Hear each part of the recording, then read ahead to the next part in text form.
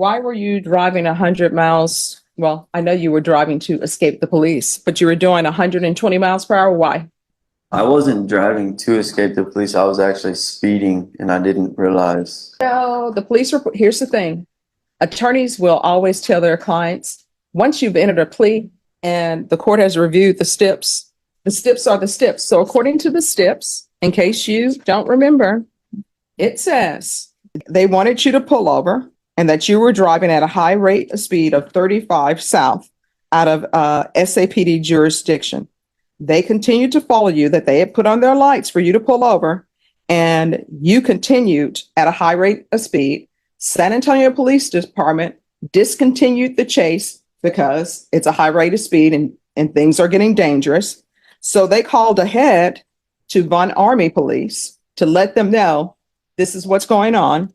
And then Von Army Police Department was in the area and witnessed S1, that's you, driving the same vehicle. Because when the SAPD called the other police officers, say, this is the vehicle, this is the license plate number. They say they found you driving the same vehicle at 120 miles per hour.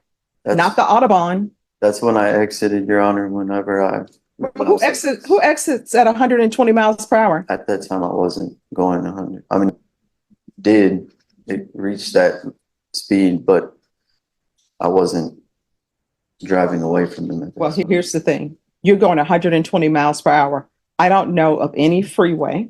I have not traveled all freeways in the United States, but I don't know a single freeway in the United States where legally you can drive 120 miles per hour.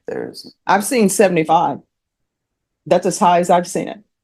I have not seen 120. Does anyone know anywhere in Von Army where the speed limit is 120 miles per hour? And then it says you drove through the grass median and exited the highway on Kenny Road. Then your vehicle comes to a stop. And what do?